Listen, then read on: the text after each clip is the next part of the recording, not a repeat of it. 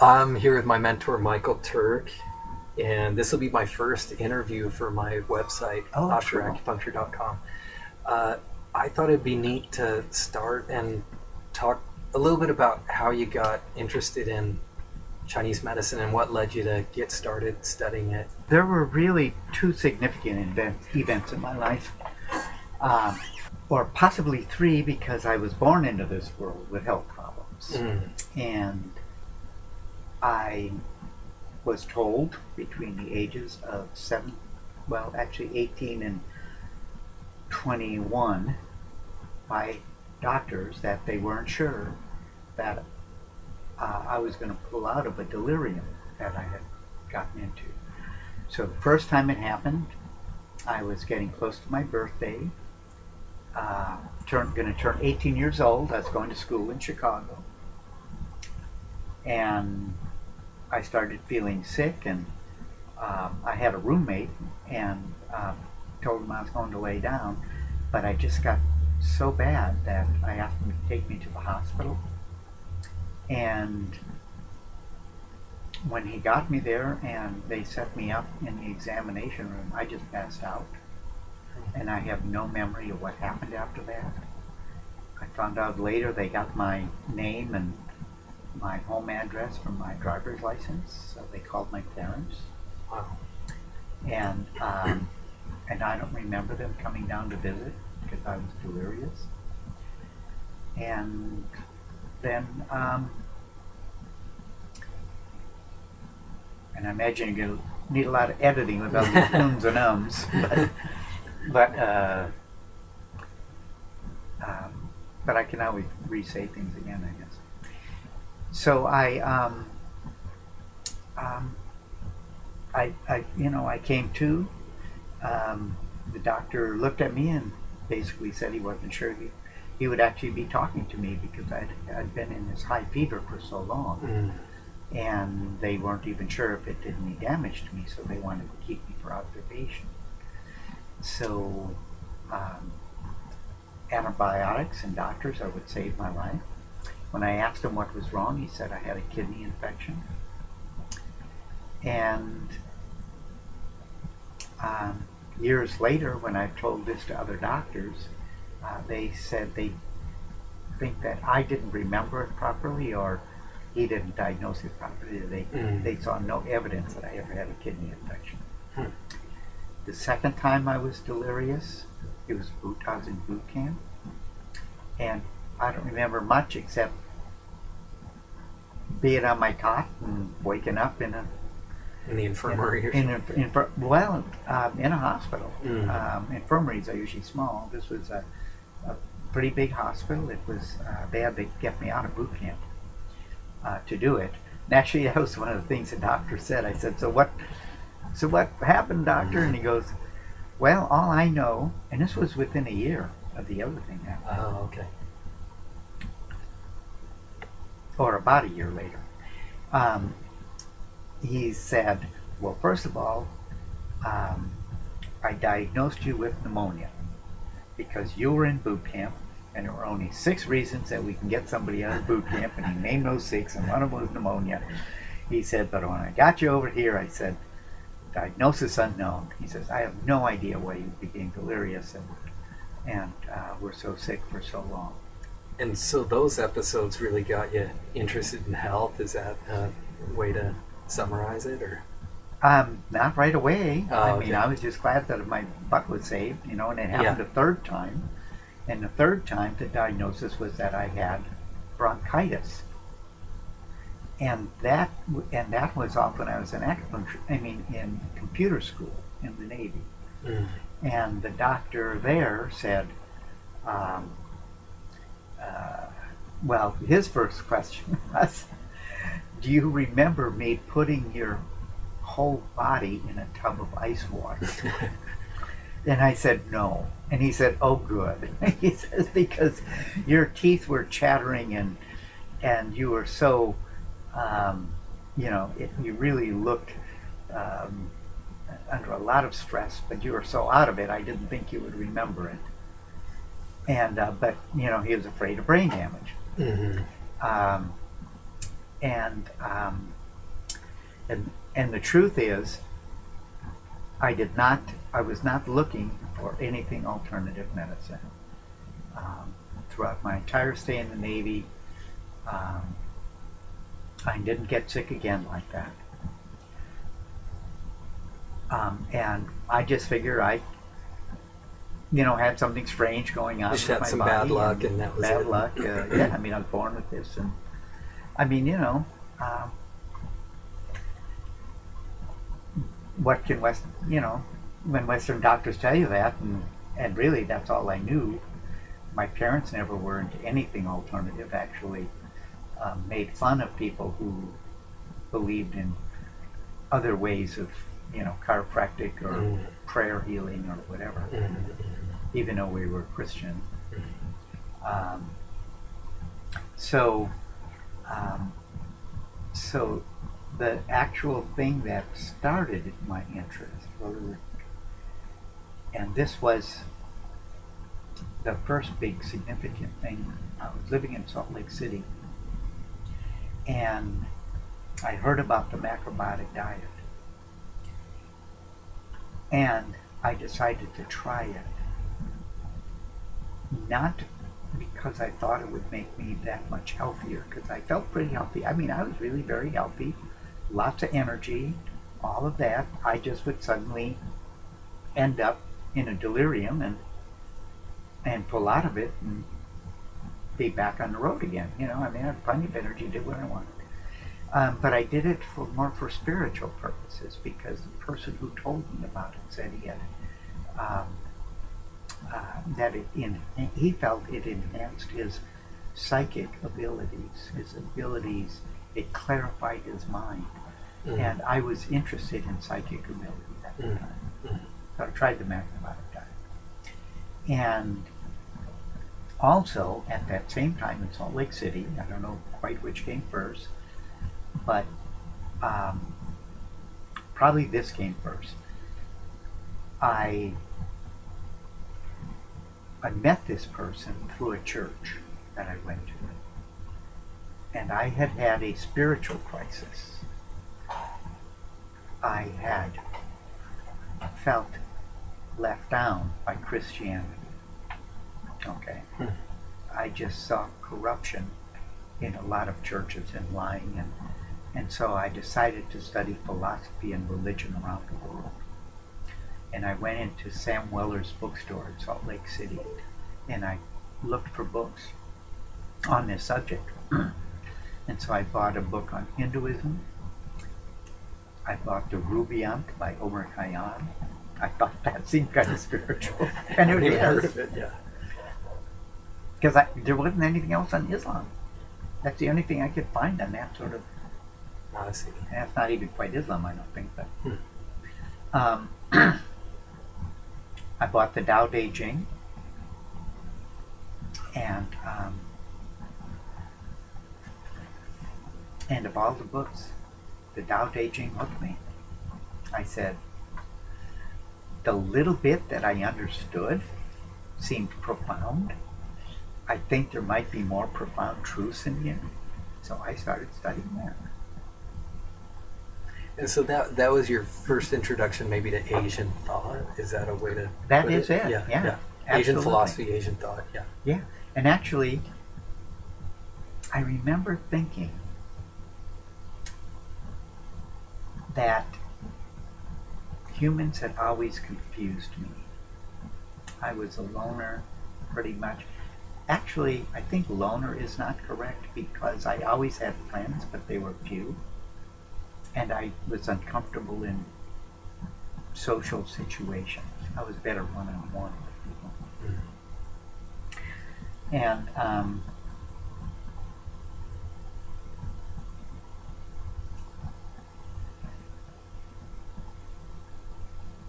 And humans confused me.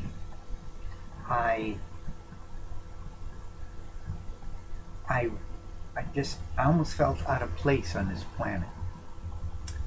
And I remember having conversations with other quiet men or women who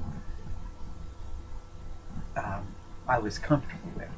And I met other people who thought that same thing. It's like, I just can't figure out why people do what they do, you know, and war and killing and violence and all that sort of stuff, but also Right. just the way they treat people, Mm-hmm. you know, prejudices. Because I felt prejudiced against because I was a weak and sickly kid. Mm. I flunked gym. The coach didn't believe I could run. That I could run. He didn't believe. He thought I was faking when I said I can't run. My side hurts.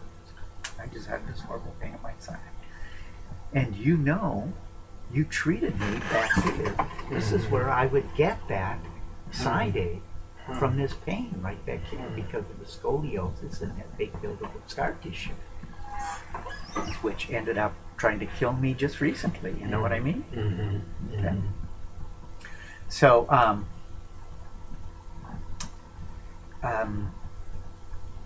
So, so macrobiotics also led me into Asian thought through Japanese ideas about health.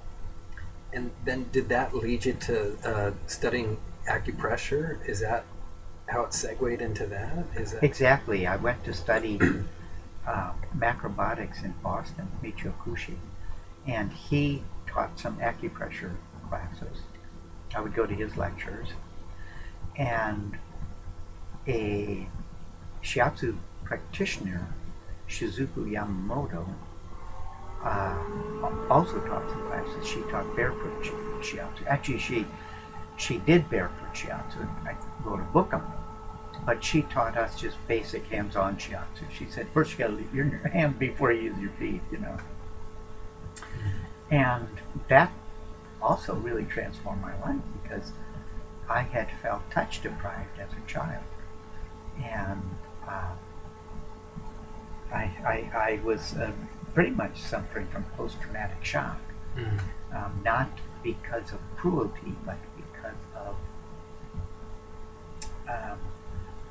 just not understanding about kids, you know. benign neglect, something like that? I think you could say that, yeah. Exactly. And at that time, you were working in the electronics field. Is that right? Yeah, that's correct. Yeah. And so, when you first got exposed to acupressure, did that become a passion at that time, or did it take time to develop, or does that? No, it immediately became a passion. And so you kind of started to delve into it pretty immediately. Wherever I went to people about acupressure and offer them a massage. And it was great. I mean, I was socially awkward, but you could connect in this way, right? I could connect with my hands with people, and I made a lot of friends and talked to people. And I met massage therapists who said, "Oh, I don't know anything about that kind of massage. You know, show me what you're doing. I'll show you what I'm doing." I learned I learned a lot from other people, and I learned to teach because when I moved to San Diego and had an electronics job there, and one of the things I really liked about it is working in electronics, engineers are also kind of introverted like me for the most part, you know. There's both. They're like accountants, you know. You make jokes, and my brother was an accountant, so I mean, I come from a somewhat introverted family, and so putting a little sign up saying acupressure massage classes, you know, was wonderful. People would come to the house, and I've met all these nice people. I wouldn't even do it for the money, but I got a little money besides that. But I made good money as an engineer. Mm-hmm.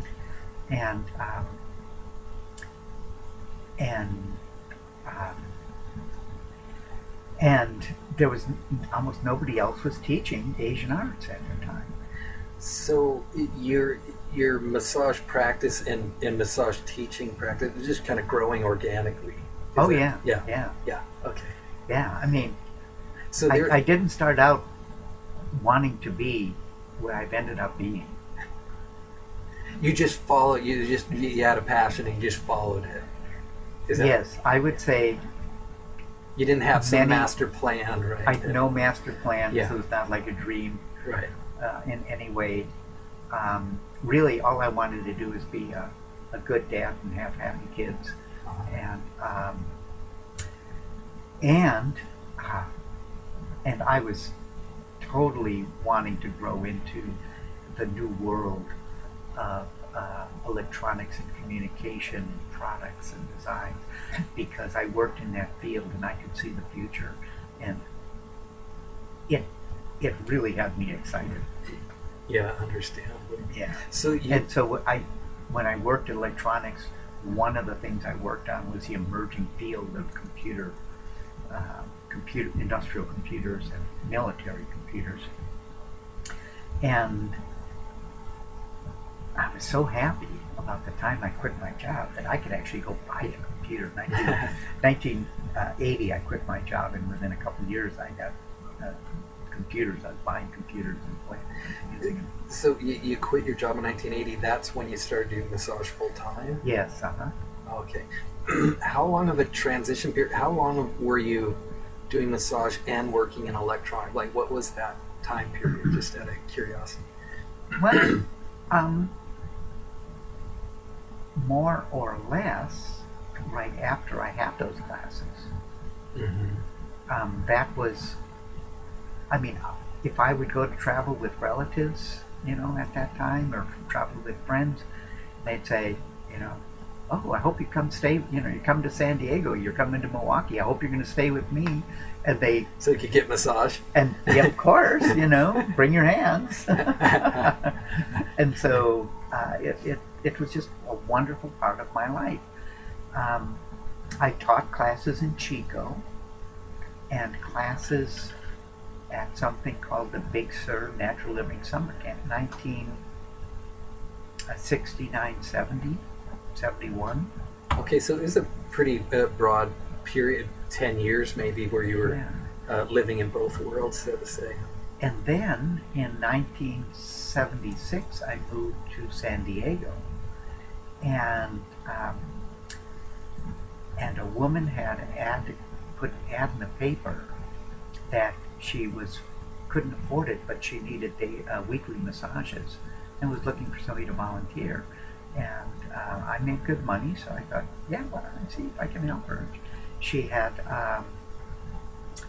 serious and painful health problems, and she was just like 19 years old, and it was terrible to see her in shape. Mm-hmm. She was going to college, but it was difficult, and she was eating good and taking care of herself. She was studying alternative medicine. And so once a week I gave her a massage, and bit by bit I was able to reduce the pain in her body until she was able to get off all the drugs. And she was on steroids. Way back then they had on steroids, and she hated those steroids. She wanted to get off of them. But that's the only thing that could stop the inflammation. And so in 1980 you did massage full time, and then what prompted you to study acupuncture? When did that happen, and what was there some event that you recall that? That's another one of those interesting things that happened to me. Yes. So when I first started doing massage, and I got involved with the San Diego community of massage therapists, and most everybody was doing Swedish massage or some other kind of healing. There were some Alexander and Feldenkrais and stuff like that, and of course there were some chiropractors in this group. But we would get together and discuss how to avoid being arrested, because back then there were people being arrested. As a matter of fact, there was the guy who wrote a book on some kind of fasting and nutritional kind of thing, and he was a famous massage therapist, and he ended up in jail. And they were being arrested for practicing medicine without a license? Is that what it was? Yeah. They'd be working on people with health problems and saying, yes, I can help you. Weren't even calling themselves doctors and wearing a white coat and stethoscope. I mean, not that kind of stuff. Yeah. But somebody would get worse or die, and they would blame it on them when the person was sick coming to see them. Oh, I see. And that would happen. Yeah. You shouldn't be working on them. You're not a doctor. So people were concerned, and we would learn how to talk so that we wouldn't be busted. And then I was dating a massage therapist who was going to an acupuncture school, and she kept trying to tell me, why don't you go to acupuncture school and be an acupuncturist? I said, I don't want to use needles. I love acupressure. I love massage. And look, I was the highest paid massage therapist in San Diego at the time. Within a year, I was very busy and successful. And one of my clients was a well-known psychologist, and she kept saying, Michael, you're good, you should be raising your fees. So I would raise my fees, and so by 1981, 82, I was the highest paid in San Diego, and I would tell people, I do shiatsu, I do energy work. I'm not a doctor. If you have health problems, I want you to be seeing a doctor. But you might get better, feel better just because of the energy work. And then an article came out in the alternative newspaper about Dr. Brown being arrested. And he was somewhat blatant. He had practiced in other states, and he came to San Diego and would hold lectures, and he told about a experience that he had in which he was given the gift of healing. He was swimming in the Bermuda Triangle and passed out, and then somehow ended up somewhere else, and he had the gift of healing. And he would wear, it said in the paper, I remember, a white coat and a stethoscope with a big sign, I am not a doctor, up there. So, that was kind of like, he was blatant, but he was making really good money. He was kind of like me, one of the high-paid people, and in a small town, people notice that. And it created, it was really kind of interesting, because I was involved with the community, and I'd have some acupuncturists come up to me, or massage therapists come up to me and say, I'm so glad you raised your fees. I know I'm good, and I decided to raise my fees, so thank you. And now I'd have other people come up to me and say, I don't know how you can charge $75 a treatment. I think that's gross. You're getting twice as much as anybody else in town. And that wasn't exactly true, but they just said it, it's shameful. So you get two reactions. Right. But anyways, so Dr. Brown, he goes off to jail. They're holding this trial. We're all following this thing, and I decide maybe I should get a license to practice. It would be a lot easier. And hey, I like to learn anyways. I'm always studying. So I went and talked to Joey Lazaro, who is the director of the California Acupuncture College. And the California Acupuncture College, was that the first college of acupuncture in California? No.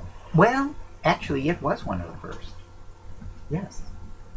I mean, that's in LA it was.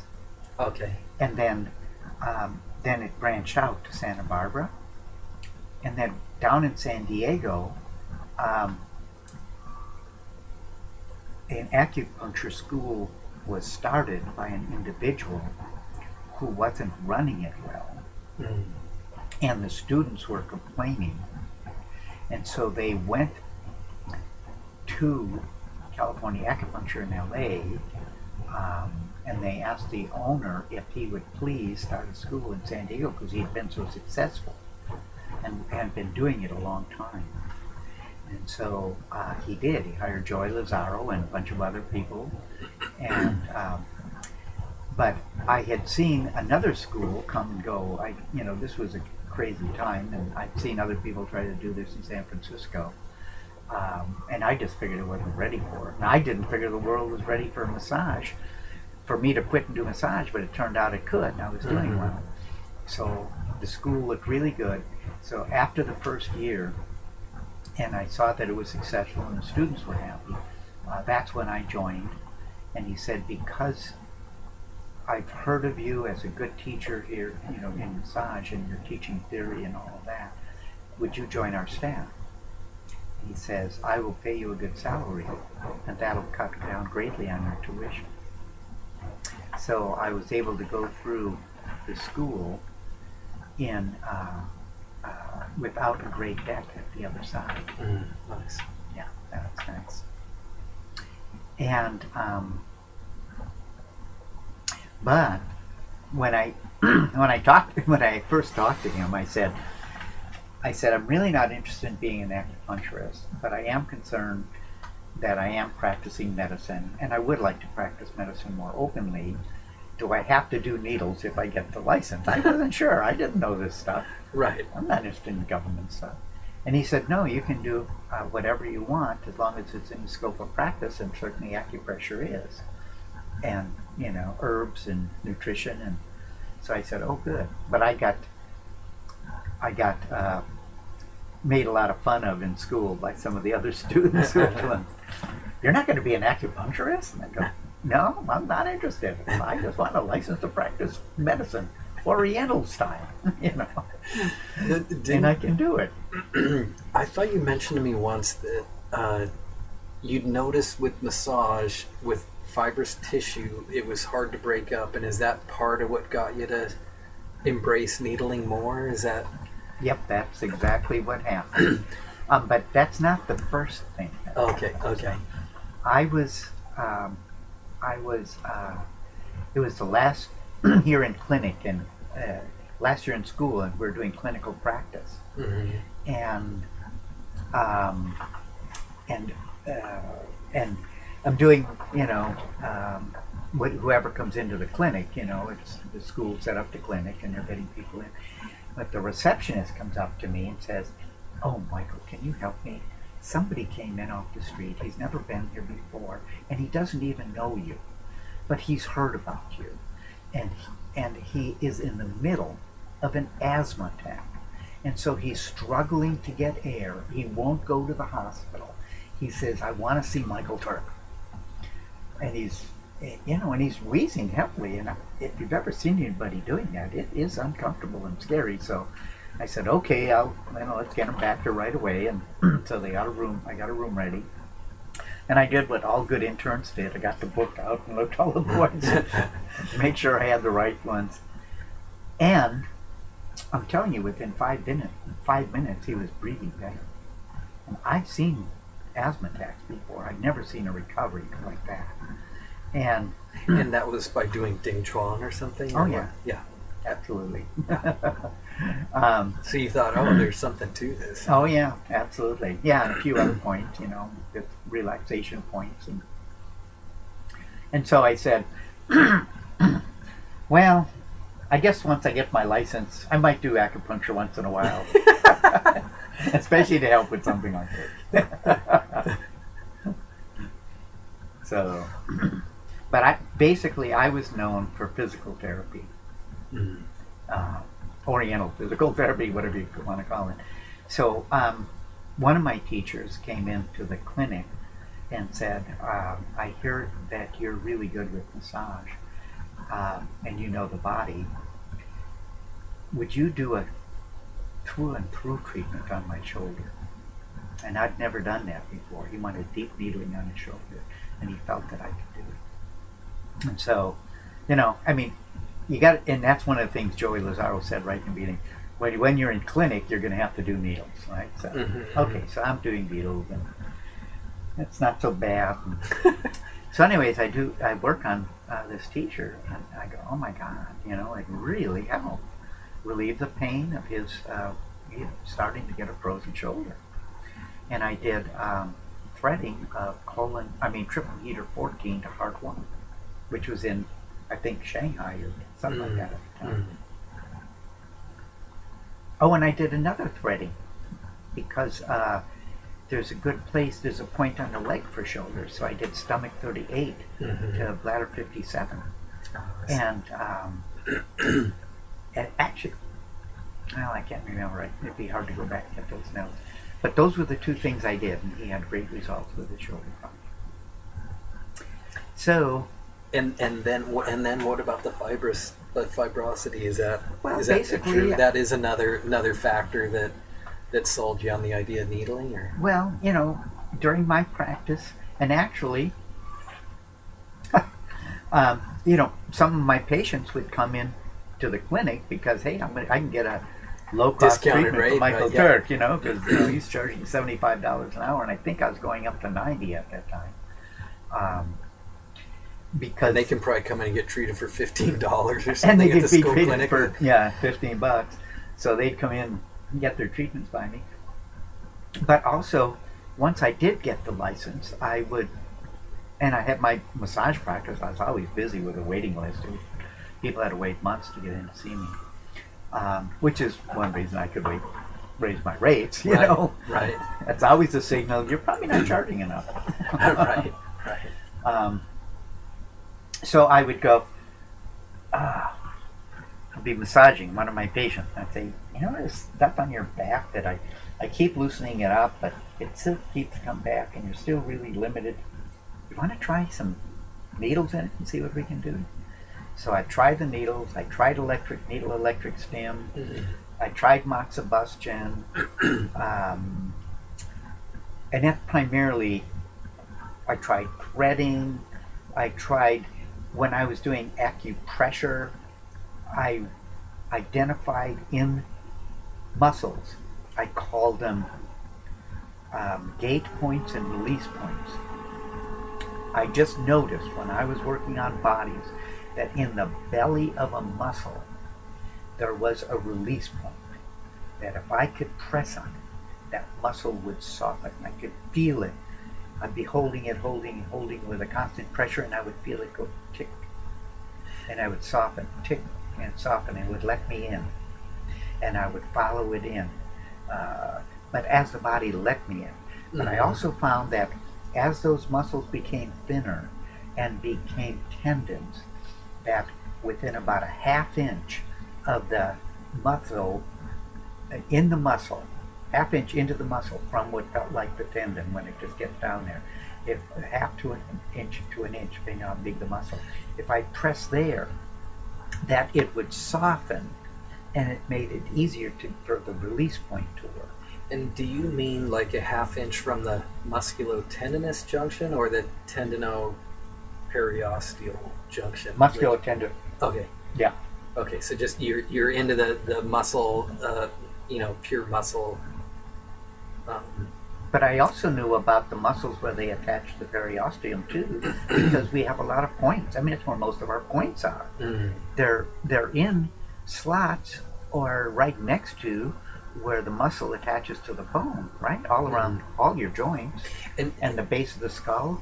So I already knew about those points, the muscle tendon points. But what I had discovered, maybe I read it somewhere else, but I don't remember. But I remember I started teaching that to my students about the best way to release a tight, ropey muscle was do the release points in the belly and the gate points at the end. And the release point in the belly, do you think that's the motor point, what they call the motor point now? Of course. Yeah, Absolutely. Yeah. And but also in the belly, there's also proprioceptor there. That's where I think that's the muscle spindles in there. Yes, the muscle spindles, and so you get tension receptors and stress receptors, stretch receptors. So when the muscle is stretched out, that's what changes the shape of the belly, and so the stretch receptors are those spindles in the belly of the muscle. And I know this now because, going through school and in further research, I learned about proprioceptors. Back then, very few people were talking about proprioceptors.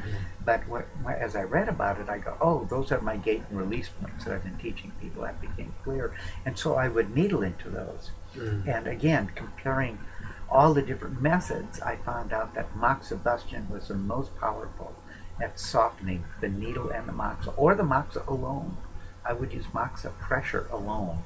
I want to come back to moxa, but you'd mentioned one time about using ginger, like a ginger poultice. I thought in combination with massage, and I thought one time you'd mentioned to me that you felt that that was effective, but it was so time consuming to work that way. And it didn't have as long a benefit. Oh, I see. It would be really dramatic, and I would, I try to release somebody's neck.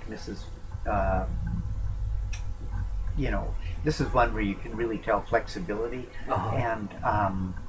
and so I would do the ginger compress, and oh my gosh, the neck would just stretch all over the place. But next week it was back in the same place. Oh, I see. And I yeah, see. it was time consuming. Right. Today, I would probably go to Hot Rocks. I think they'd probably do something very similar, because again, they're in an area, they get it really, really hot, Mm-hmm. and it'll soften it. It would seem like the ginger itself would have some effect too, not just the heat. Yeah. But I guess I think it does have some. Yeah. I want to change ginger itself is anti-inflammatory. Exactly.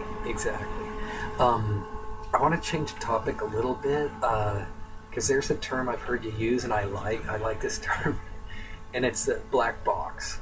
Oh, okay. And I wondered if you could explain what the concept is in electronics of black box, because I did a blog article about qi, and I think qi in some ways the Chinese used it in these areas where it's really kind of like this black box concept. Okay. So would you mind not at all. explaining that?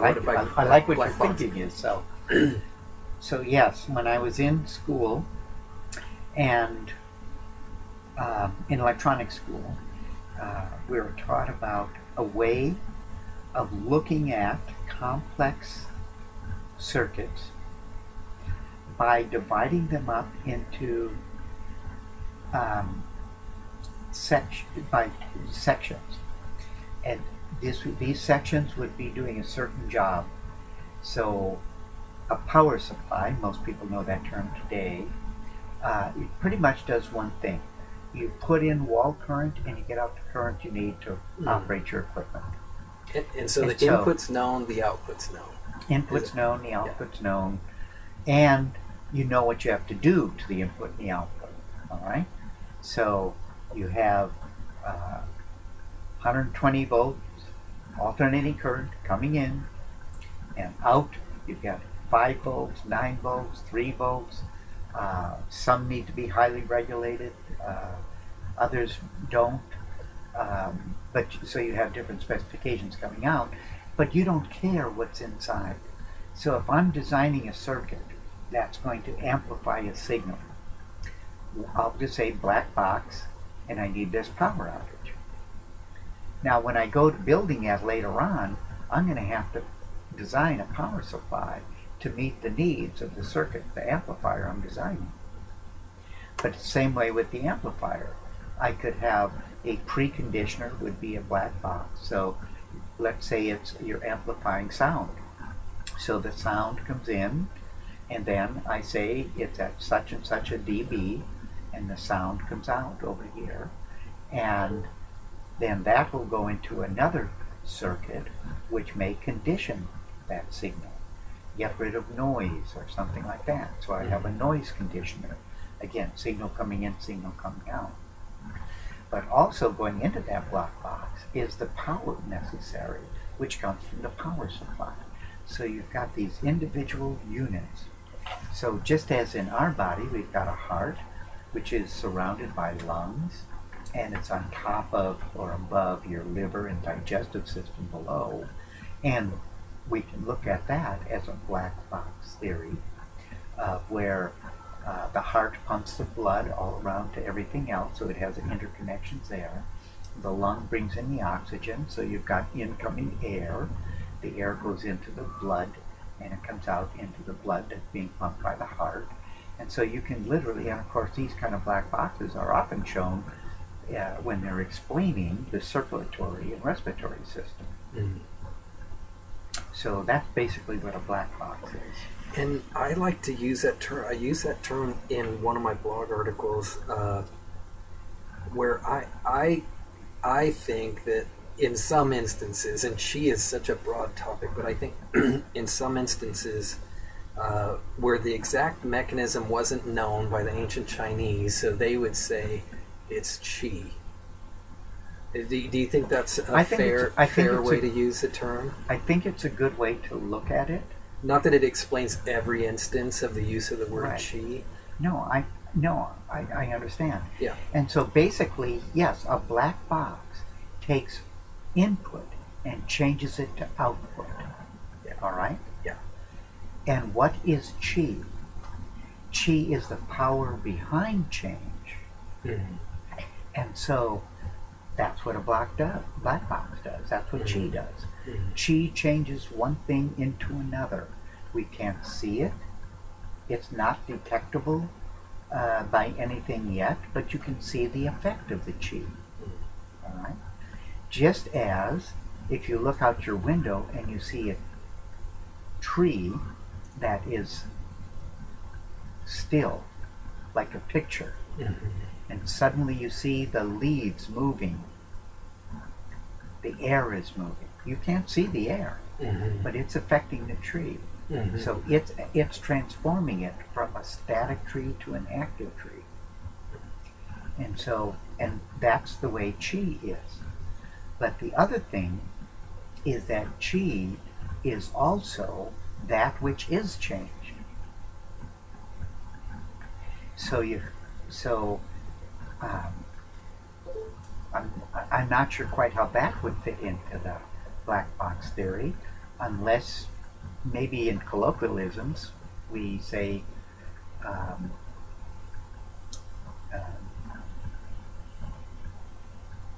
you know, we've got radio signals being changed to voice and voice back into radio signals with our phone. Um, and so there you've got the phone is changing. And sometimes we call these devices like communicators, indicating they change one form of communication to another. So kind of that's the way chi is. So it's that which is change. It's that the power behind change and that which is change. So, you know, when you've got liver chi, that's another kind of chi. Right. I've tried to define chi before as pattern, process, function, and then I remember you added a good one I thought was a feeling. Sure. Especially the Dutch chi feeling. Exactly. How would you modify that definition, or what would you add to it, or Well, any thoughts on that? Yeah, basically, and I finally clarified my thoughts when studying with Elizabeth Roche and Ken Rose. We've had discussions of this in class. Oh, good. And it got me to thinking and writing, because this is part of my paper that's going to be published soon on the Majayao culture. Because I said that in order to explain what I see on that jar, I'm going to have to explain concepts of Chinese medicine. Mm-hmm. And that really crystallized it for me, that basically the word chi in writing is, I believe, always coupled with another word. It might stand alone on a wall, the character for chi, but I believe it's, and we can look this up, I believe it's mostly what's called a bound character. And certainly that's how we see it used all the time. It's bound. You've got heaven chi, you've got earth chi, you've got food chi, you've got this chi and that chi. So chi as a word in the Chinese language, when it is bound to another, it is saying that the character it's bound to is able to change.